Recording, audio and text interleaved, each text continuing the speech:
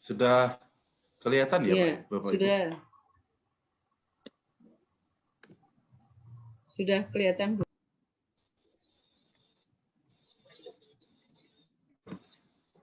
Baik, teman-teman, Romo yang terkasih dalam Tuhan, pada novena hari ke-6 ini, kita akan bersama-sama mengangkat tema tentang ketika kehilangan harapan.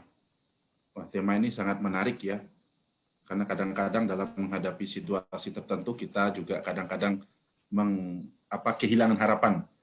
Lalu rahmat yang dimohonkan pada kesempatan ini, pada pertemuan yang ke-6 ini adalah mohon rahmat agar teguh dalam pengharapan ketika menghadapi berbagai kesulitan hidup. Jadi pada kesempatan ini kita sangat memohon rahmat dari Tuhan agar kita meskipun banyak pengalaman, banyak sesuatu yang kita hadapi, kita tetap punya pengharapan dan menghadapi kesulitan itu dengan penuh harapan dan juga berkat dari Tuhan.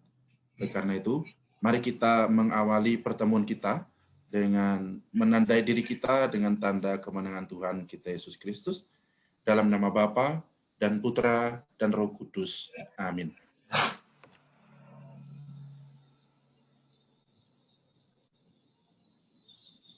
Marilah kita berdoa dengan doa pembukaan. Nanti Buddha doakan. Kemudian Bapak Ibu silakan mendoakan secara pribadi di tempatnya masing-masing tanpa menghidupkan mic sehingga tidak terjadi storage ya. Marilah kita berdoa. Allah Bapa sumber harapan kami. Dalam kehidupan ini, seringkali kami menghadapi berbagai kesulitan yang mematahkan harapan kami. Semoga dengan pertolongan rahmat-Mu dan oleh teladan Santo Ignatius, kami tetap teguh dalam harapan, karena kami yakin dan percaya rancangan-Mu tak pernah salah bagi hidup kami. Sebab Engkaulah Tuhan, tumpuan harapan kami, kini dan sepanjang segala masa. Amin. Bapak Ibu, Romo yang dicintai Tuhan, kita lanjutkan novena kita dengan kisah inspiratif dari wasiat dan petuah Ignatius. Buddha akan membacakannya, nanti kita nyimak bersama. Dengan halus, Peter Provinsial berkata bahwa ia sudah mendengar tentang niatnya yang baik untuk tinggal di tempat suci itu, dan bahwa beliau sungguh memikirkan hal itu, namun berdasarkan pengalaman dengan orang lain, beliau berpendapat bahwa itu tidak baik. Sebab sudah banyak orang berkeinginan seperti itu, beberapa ditangkap, bahkan beberapa malah dibunuh. Kemudian, Ordo bertanggung jawab untuk membeli kembali mereka yang tertangkap. Oleh karena itu, hendaknya ia bersiap-siap untuk pergi pulang bersama dengan peziarah yang lain hari berikutnya. Akan tetapi, ia menjawab bahwa akan tetap pada keputusannya. Ia berpendapat bahwa dengan alasan apapun, ia tidak akan membatalkan pelaksanaan keputusannya. Dengan hormat, ia mengemukakan bahwa walaupun Pater Provinsial tidak setuju, ia tetap tidak akan meninggalkan niatnya karena takut akan sesuatu, sebab ini bukan soal dosa. Akan tetapi, Pater Provinsial menjawab bahwa beliau punya kuasa dari tahta suci untuk menyuruh orang pergi dari situ atau membiarkannya tinggal menurut pendapatnya sendiri. Ia juga diberi kuasa untuk mengenakan ekskomunikasi kepada orang yang tidak mau mentaatinya. Dalam kasus ini, beliau berpendapat bahwa ia tidak dapat tinggal di situ. Romo, Bapak Ibu, teman-teman yang dikasihi dan cintai Tuhan, dari sini kelihatan pergulatan Santo Ignatius, bagaimana beliau harus berhadapan dengan pimpinannya, dengan yang lain-lain untuk tetap bersikukuh, untuk untuk tetap kukuh pada keputusannya, pada keinginannya. Dari sini kita bisa merasakan pergulatan dari Santo Ignatius. Nah, bagi kita sebagai orang-orang yang juga mengikuti Santo Ignatius, mengikuti spiritnya, juga dihadapkan dengan hal yang kurang lebih sama dengan apa yang dihadapi oleh Santo Ignatius ini. Maka kita juga akan melanjutkan dengan refleksi kita. Namun sebelum sampai ke refleksi itu, Uden memberi kesempatan kepada Bapak Ibu sebelum kita melanjutkan ke refleksi untuk membaca pelan-pelan. Nah, di sini dikatakan dengan halus Pater Provinsial berkata bahwa ia sudah mendengar tentang niatnya yang baik untuk tinggal di tempat-tempat suci itu dan bahwa beliau sungguh memikirkan hal itu, namun berdasarkan pengalaman dengan orang lain, beliau berpendapat bahwa itu tidak baik. Di sini kan kelihatan pergulatan Santo Ignatius. Oleh karena itu, Buddha beri kesempatan kepada teman-teman untuk membaca sekali lagi, sekilas saja, tidak apa-apa, beberapa waktu begitu, untuk menyerapi, meresapi apa yang menjadi bacaan ini bagi kita. Sebelum kita masuk ke refleksi, sehingga novena kita bisa lebih mengakar begitu. Silakan Bapak Ibu untuk dibaca kembali, Buddha beri kesempatan. Mungkin saya sedikit menambahkan, jadi latar belakang ini adalah Ignatius di Yerusalem. Jadi dia akan bercita-cita ke Yerusalem dan ingin berkarya di sana. Tetapi tidak diperbolehkan oleh Pater Provinsial OFM. Jadi Tanah Suci kan dikuasai oleh para Fransiskan. Mereka itu tidak membolehkan Ignatius tinggal di Yerusalem, berkarya di sana. Akhirnya nanti Ignatius memang harus pergi dari situ, kemudian melanjutkan studi dan seterusnya. Akhirnya ya membentuk Serikat Yesus setelah bertemu dengan teman-temannya. Ini kira-kira latar belakangnya. Jadi dia waktu itu masih sebagai awam yang punya cita-cita pergi ke tanah suci Yerusalem, tapi ketika dia mau tinggal di sana, berkarya di sana, tidak diperbolehkan oleh Provinsial OFM. Ini sedikit latar belakang teks ini. Baik, terima kasih Romo atas tambahannya.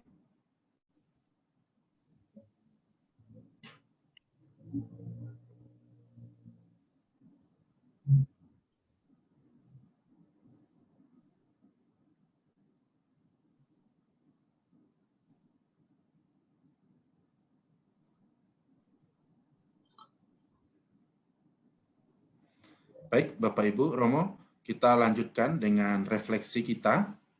Nah, di bagian refleksi ini, Romo sudah menambahkan sedikit banyak tentang latar belakang kejadian tersebut yang dialami oleh Santo Ignatius. Jadi, Santo Ignatius itu mempunyai harapan besar untuk tinggal dan menjalani perutusan di Yerusalem. Tetapi karena situasi, harapan itu tinggal harapan. Tadi Romo sudah menjelaskan, keinginan besar dari Santo Ignatius itu tinggal menjalani hidup atau tinggal di Yerusalem. Tetapi kan situasinya harus demikian, dan beliau, yaitu Santo Ignatius, tidak bisa tinggal di sana. Tetapi Santo Ignatius tidak putus asa. Ia yakin bahwa Tuhan mempunyai rencana yang lebih baik bagi hidupnya. Tentunya pada bacaan-bacaan yang selanjutnya, yaitu petua-petua selanjutnya, tentu akan diceritakan lebih lanjut tentang hal ini. Nah, dari sini kita bisa merasakan, bisa melihat bahwa bagaimana Santo Ignatius itu punya harapan besar untuk berkarya di Yerusalem. Dan beliau, Santo Ignatius, tidak putus asa untuk terus merencanakan hidup di sana. Memang saat ini belum bisa ketika di Tuhan disampaikan memang tidak bisa saat itu, tetapi dia punya pengharapan yang besar di sana. Nah, kita lihat bagaimanakah dengan aku. Kita lihat kembali ke kita. Ketika kita menghadapi sesuatu, ketika kita mempunyai rancangan sesuatu yang bagi kita penting, yang bagi kita bagus, baik, tetapi tidak bisa terlaksana dengan baik. Apa sikap saya? Bagaimanakah diriku? Itu perlu kita lihat ya. Kemudian yang kedua, apakah aku pernah kehilangan harapan? Dan yang ketiga itu, apa yang aku lakukan? Bagian ini, mari kita berefleksi, mari kita lihat pengalaman Santo Ignatius dikaitkan dengan pengalaman kita secara pribadi, baik dalam kehidupan sehari-hari kita, dalam kehidupan kita berumah tangga, maupun dalam pekerjaan kita. Mari kita masuk ke dalam diri kita hening, kita lihat pengalaman Santo Ignatius tadi yang memiliki harapan besar untuk tinggal dan menjalani perutusan di Yerusalem. Berarti ada panggilan bagi Santo Ignatius untuk ke Yerusalem, tetapi karena situasi, jadi harapan itu ya tinggal harapan. Nah, bagaimana dengan kita? Apakah ketika kita mempunyai harapan yang besar terhadap sesuatu dalam hidup kita, dalam pekerjaan kita, lalu bagaimana sikap kita? Bagaimana kita? Bagaimanakah saya menanggapi? Apakah saya kehilangan harapan? Atau saya tetap punya harapan yang besar untuk mengejar cita-cita atau rencana tersebut? Bruder mengajak kita untuk sedikit merenung, kita kembali ke dalam diri kita melihat pengalaman kita secara pribadi, sambil Bapak Ibu merenung, Bruder mungkin juga mau menyampaikan pengalaman-pengalaman yang ada kaitannya dengan hal ini dalam hidup Bruder. Silakan Bapak Ibu untuk merenung dalam dirinya masing-masing, dalam diri kita masing-masing, kita melihat ke dalam diri kita, dari bacaan yang ada, dari pengalaman Santo Ignatius, bagaimanakah saya? Apakah saya itu orang yang mudah putus harapan? Ketika saya punya rencana besar, ketika harapan itu ya kelihatannya sirna, apakah saya menyerah? Bagaimana saya? Mari kita masuk dalam diri kita hening sejenak, kita lihat pengalaman kita terkait hal ini.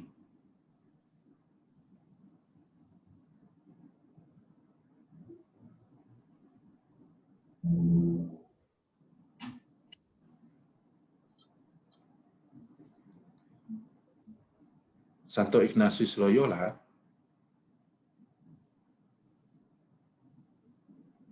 orang yang sudah dipanggil Tuhan, yang dalam perutusannya yang beliau hendaki adalah berkarya di Yerusalem,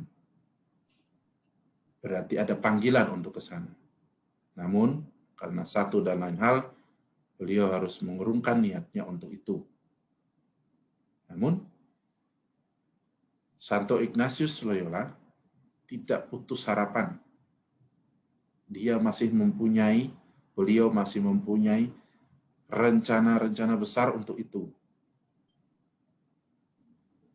Beliau tidak putus asa dan beliau meyakini bahwa Tuhan ada bersamanya, ada di dalam hatinya, ada di dalam setiap keputusannya.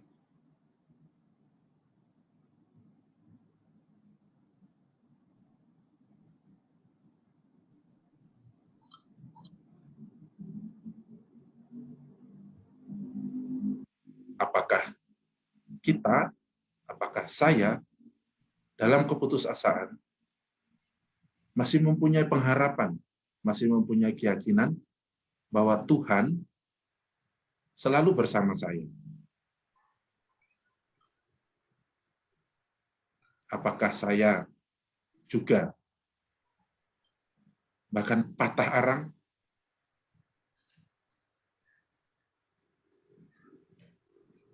pasti secara manusiawi kita pasti pernah kehilangan harapan.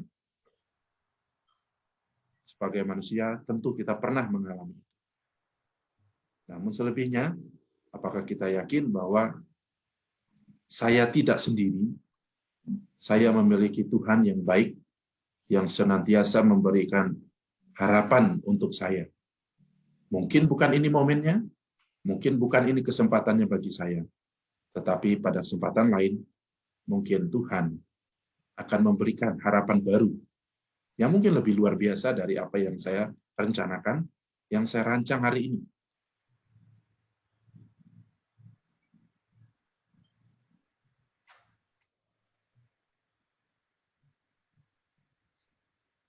Dari keputusasaan, dari kehilangan harapan, apa yang harus saya lakukan?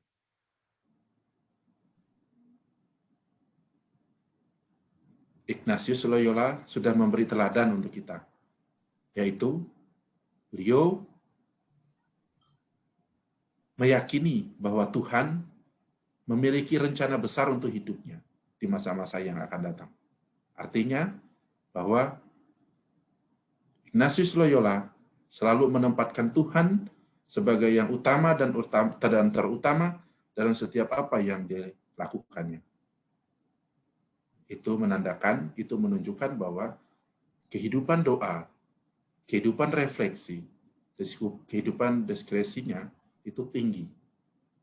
Dengan demikian, Ignatius Loyola menghadapi situasi, yaitu keinginannya untuk tinggal dan menjalani perutusan di Yerusalem, dan putus harapan, tidak ada harapan tinggal di sana, namun dia tetap melihat bahwa Tuhan selalu beserta dia.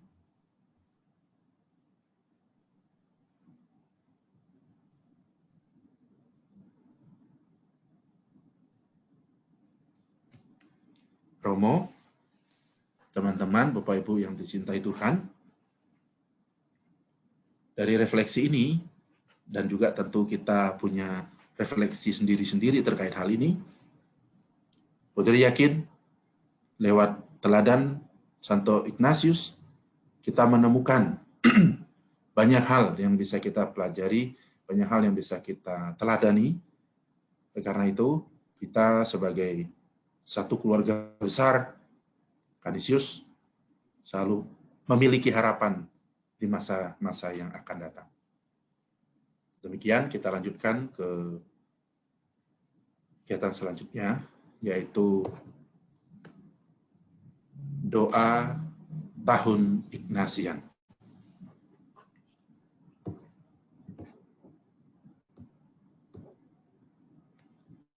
Mari kita mulai nanti 1, 2, dan 3 itu bruder, yang selanjutnya silakan sesuai dengan yang sudah ditentukan tadi. Doa tahun Ignatian. Allah yang selalu mencinta, kami menghadap-Mu, seraya memohon rahmat khusus di tahun Ignatian yang kami jalani, untuk mengenang pertobatan Santo Ignatius Loyola. Kami mengingat kembali peristiwa pertempuran Pamplona, kegigihan Santo Ignatius, keberanian dan kesungguhan, serta kemampuannya dalam menjalin hubungan dengan rekan-rekannya. Kami mengingat lukanya, mimpi-mimpinya yang hancur, cita-citanya yang runtuh, kesehatannya yang rapuh, kegagalannya yang demikian nyata. Kami mengingat kembali ke Loyola dan hari-hari panjang yang mesti dilaluinya untuk mencari jalan dalam hidup, yang berakhir dengan menyerahkan hidupnya padamu. Sesudah dia mendengarkan suara-Mu yang berbicara kepadanya melalui bacaan, kerinduan-kerinduan terdalam beserta impiannya, doa-doa, dan imajinasi. Kami mengingat perjalanannya ke Manresa perjuangan dan pergulatan batinnya. Keinginannya untuk merengkuh dan melayani sesama, untuk membantu jiwa-jiwa menemukan penghiburan dari putramu yang telah bangkit. Kami mohon ya Tuhan, agar Engkau membaharui semangat Santo Ignatius dalam diri kami sekarang juga.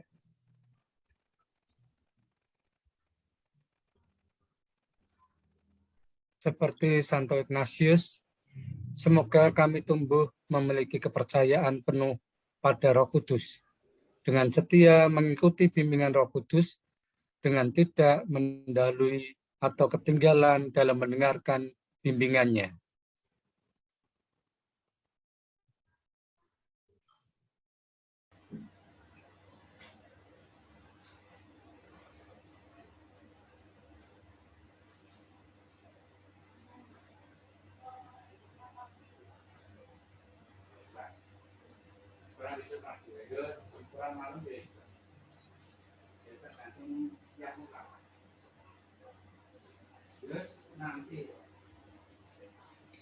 Buatlah agar kami juga memiliki kemampuan Santo Ignatius untuk melakukan pembedaan roh, memiliki semangat dan keberaniannya, kesadaran akan kerapuhannya.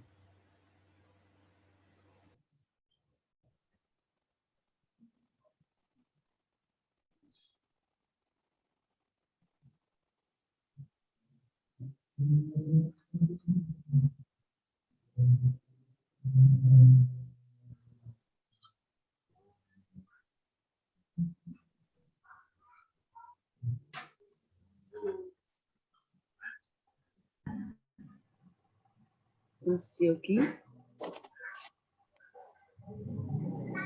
saya ganti. Semoga kami belajar dari sikap Santo Ignatius yang tidak kenal takut untuk maju, bahkan jika hal ini sering kali berarti juga melakukan kesalahan. Buatlah ya Tuhan, agar kami dibakar oleh semangat kerasulannya, agar kami dipenuhi oleh cinta pada dunia yang indah, namun telah rusak ini.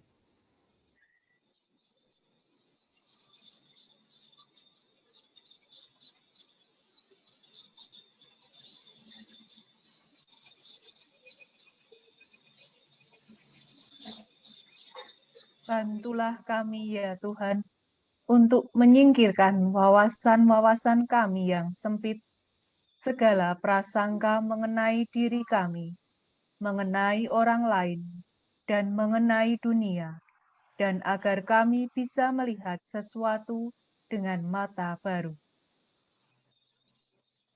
Bantulah kami untuk menghidupi karisma Ignatian dengan cara semakin mendalam, yaitu karisma untuk melihat segala sesuatu secara baru dalam Kristus, untuk melihat rahmat-Mu yang sedang bekerja, bahkan dalam kegelapan dan penderitaan. Semoga tahun Ignatian ini membantu kami untuk mengenal Yesus yang miskin dan rendah hati, untuk mencintainya dengan lebih dekat. Kami juga memohon bantuan Bunda Maria di Pamarga, Maria della Strada. Semoga Bunda Maria menyertai perjalanan kami bersama Putramu Yesus, membantu kami menggandengkan tangan kami dengan tangannya, melangkah keluar setiap hari ke dunia dengan jiwa petualang, dengan semangat cinta dan pengharapan. Amin.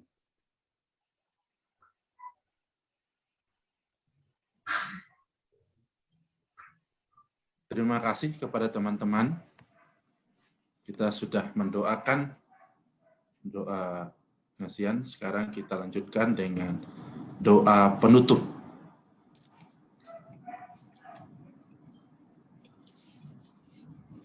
Allah Bapa, Kami bersyukur atas spiritualitas yang diwariskan oleh Santo Ignatius Loyola kepada kami. Semoga dengan pertolongan rahmat-Mu, kami mampu menghidupi spiritualitas itu dalam hidup kami. Secara khusus, pada perayaan tahun Ignatian, ini, kami mohon pertolongan rahmat-Mu agar meneguhkan niat dan langkah kami untuk menunjukkan jalan menuju Allah lewat latihan rohani dan diskresi, untuk menemani orang-orang miskin dan tersingkir dalam perjuangan demi keadilan dan rekonsiliasi, untuk berjalan bersama kaum muda dalam membangun masa depan yang penuh harapan, bersama semua orang merawat bumi, rumah bersama.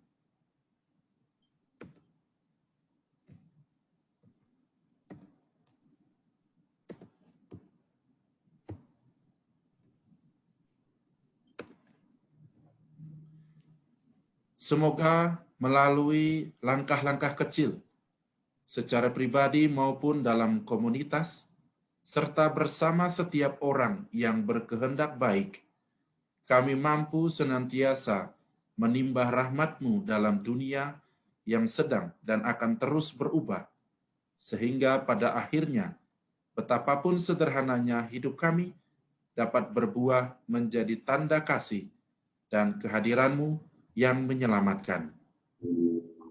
Dalam kesempatan ini, kami juga berdoa bagi saudara-saudara kami yang terpapar virus corona.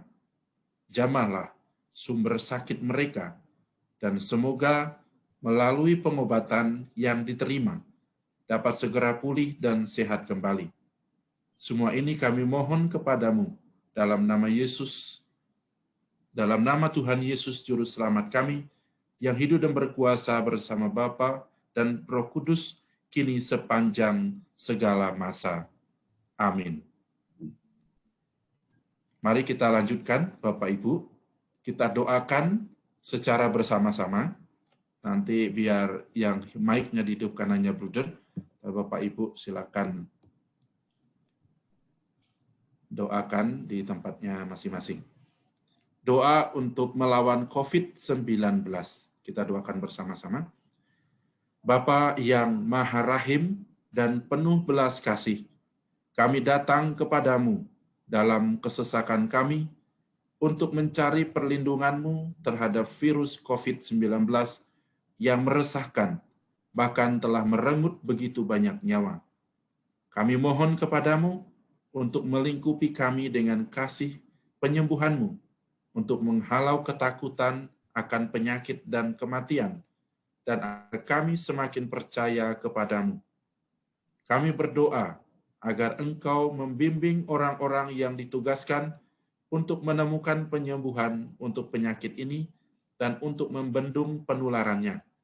Kami berterima kasih kepadamu untuk vaksin yang telah dikembangkan, yang dimungkinkan berkat bimbingan tangan-Mu.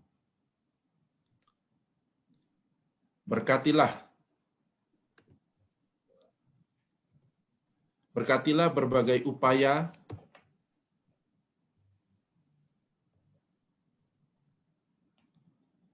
yang telah digunakan dalam vaksin ini untuk mengakhiri pandemi di negara kami. Kami berdoa bagi para tenaga kesehatan yang telah berbuat banyak dalam merawat orang-orang yang sakit, agar mereka senantiasa mendapat perlindungan-Mu di dalam pelayanan mereka. Kami berdoa bagi mereka yang menderita. Kiranya mereka dipulihkan kesehatannya. Lindungilah orang-orang yang merawat mereka. Berikanlah istirahat abadi bagi mereka yang telah meninggal. Berilah kami rahmat di masa-masa yang penuh pencobaan ini, agar kami dapat bekerja untuk kebaikan bersama dan membantu mereka yang membutuhkan. Semoga kepedulian dan belas kasih kami untuk satu sama lain membawa kami melewati krisis ini dan menuntun kami pada pertobatan dan kekudusan.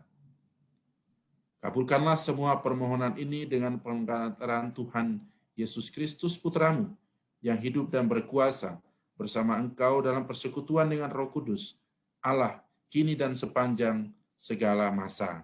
Amin. Bunda Maria, kesehatan bagi yang sakit, doakanlah kami. Santo Yusuf, doakanlah kami.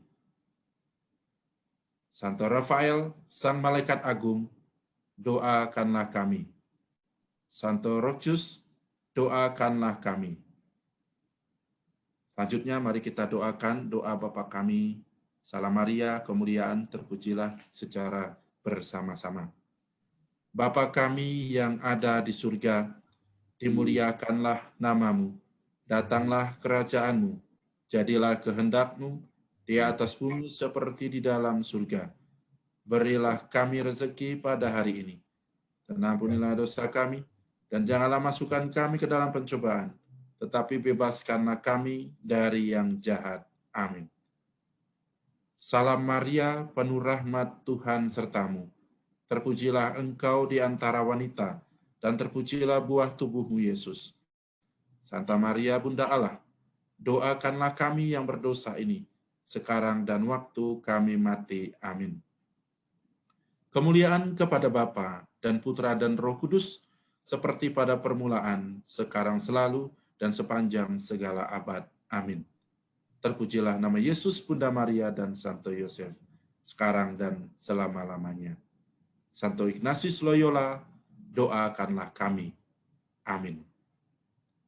Bapak Ibu, Romo yang dicintai Tuhan, novena kita, sebelum kita akhiri, kita mohon berkat dari Romo. Terima kasih, Buder. Kita sudah belajar dari novena ini bahwa kita pun pada suatu ketika tidak bisa memenuhi apa yang diharapkan seperti Santo Ignatius yang mau tinggal di Yerusalem tapi tidak diperbolehkan. Semoga kami belajar juga, meskipun demikian kami tidak putus asa, kehilangan harapan, tetap menaruh harapan pada Yesus Putramu, dan tetap berusaha agar apa yang kami cita-citakan nantinya terwujudkan, termasuk di dalamnya doa kita kepada Tuhan untuk COVID-19. Banyak orang sudah berdoa, tapi rasa-rasanya apa yang kita doakan belum berhasil. Tapi jangan sampai kita putus asa, tetap tekun, berdoa, memohon pada Tuhan. Yesus adalah penyembuh yang ulung, sehingga pada waktunya juga COVID-19 ini akan hilang di tengah kita, di tengah Indonesia, di tengah dunia, sehingga kita bisa menjalani hidup secara normal seperti sedia kala. Untuk itu, kita mohon berkat dari Tuhan, agar Tuhan senantiasa menyertai, mendampingi, dan mengabulkan doa-doa kita. Tuhan beserta kita, sekarang dan selama-lamanya. Semoga Buder dan Bapak Ibu sekalian dibimbing dan diberkati oleh Allah yang Maha Kuasa, Bapa dan Putra dan Roh Kudus. Amin. Amin. Sekarang foto dulu.